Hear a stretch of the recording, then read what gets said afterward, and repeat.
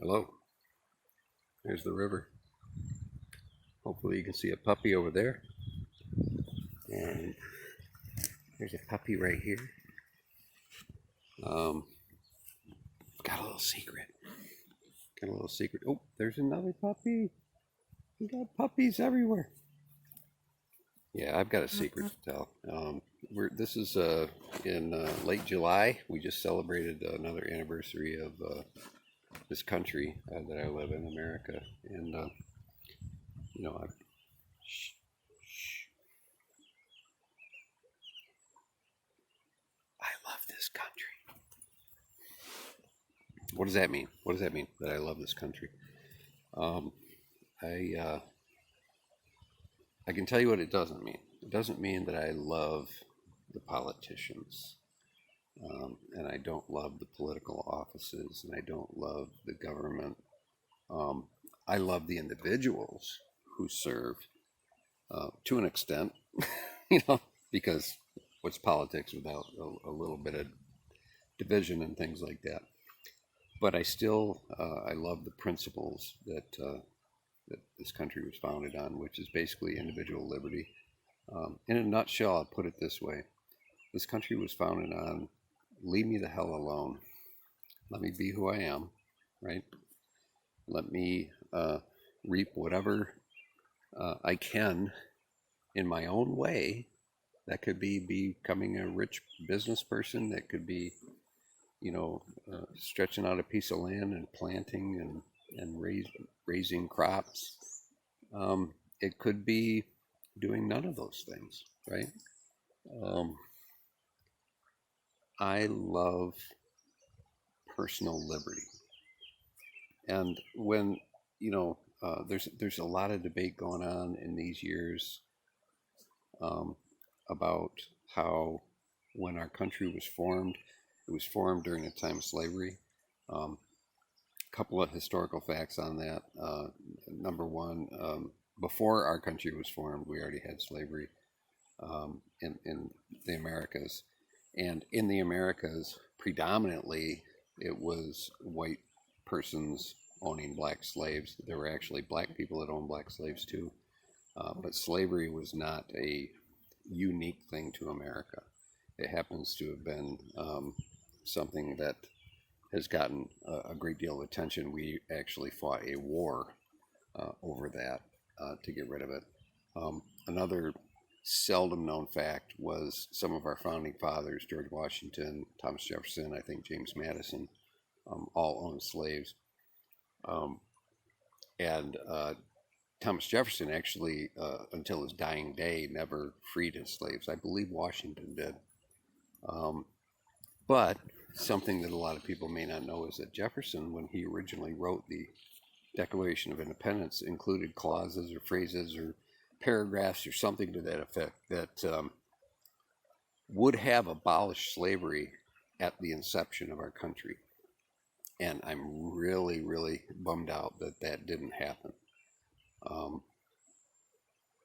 Because I think it would have avoided, hopefully it would have avoided much of what's going on now. I can't guarantee it would have. But the reality was, due to expediency and the need to galvanize the property owners, the majority white property owners in our country, had that clause or phrase or paragraph been included in the Declaration, which would have fundamentally ended slavery at that point in time, there were some southern states. I don't recall the others, but you can look it up. That would not have galvanized them to the cause of independence and fighting for this personal liberty. So I completely understand the hypocrisy of the words "all men are created equal" when we've got inequality. Um, I get it. I understand it. I can't change it. If I could change it, I'd change it. Can't change it. That's the past. That's history. That does not detract from the greatness of what was born when this country was born. And my greatest hope is that those who are here and remain here, because you're always free to leave, right? can reap some of those rewards. There's a lot of history that's gone on between now and then. There's still a lot of inequity in this country. And that will probably,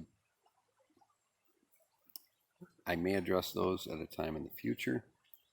But what I'm saying is I kind of want to live in the now and the present.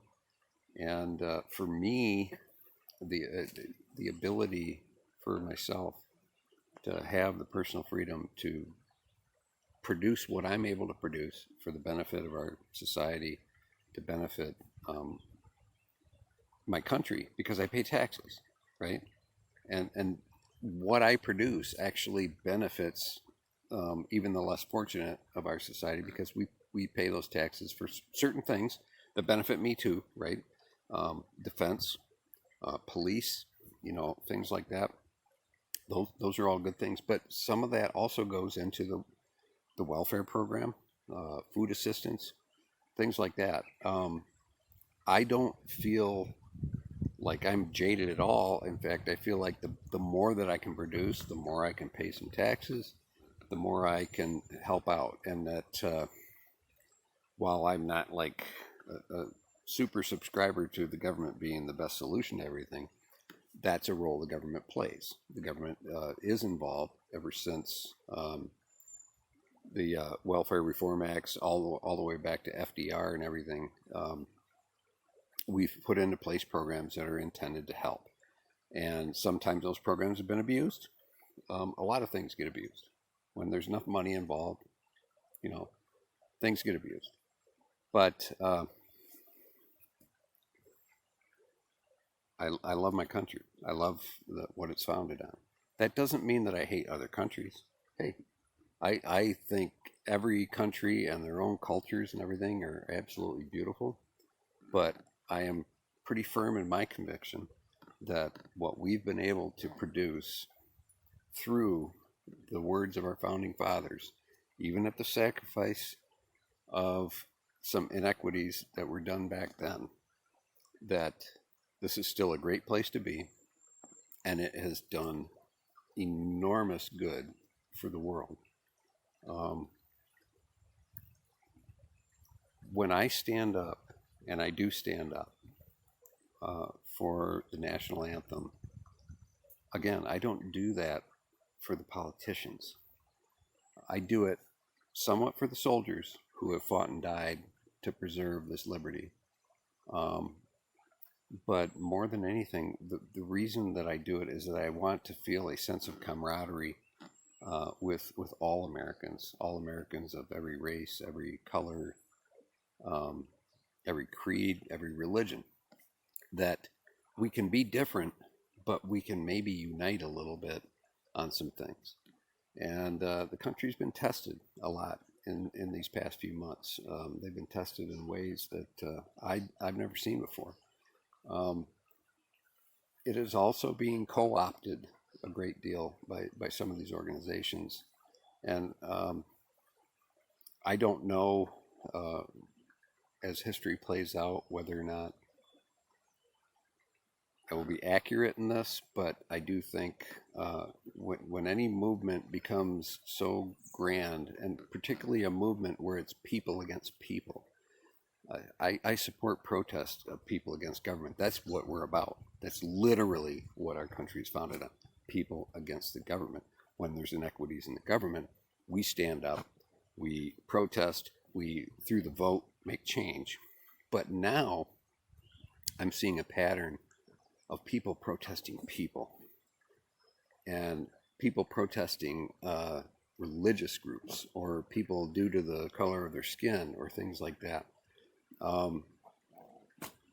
Some of that is tolerable, but very seldomly. Okay.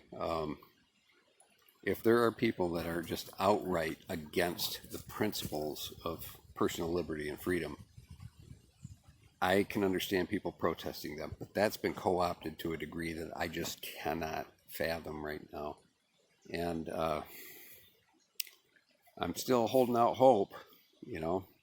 Things might get worse before they get better. But to all of I don't like using the term, but Americans, people of color in America, um, we've got to eventually come together and not separate and not distance ourselves from one another. It doesn't mean that we have to all, hang out together and do things like that. Just believe in the principles, and I guarantee you, myself, I don't care what color you are, what your sexual orientation is. Um, I none of that. What I'll go to the great words of a great man. Um, I want you to be judged by the contents of your character,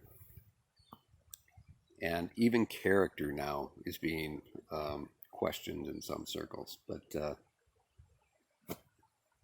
my belief is I'm going to question you on the content of your character. That's how we're going to stay. And here's some more puppies. Get it. Get it.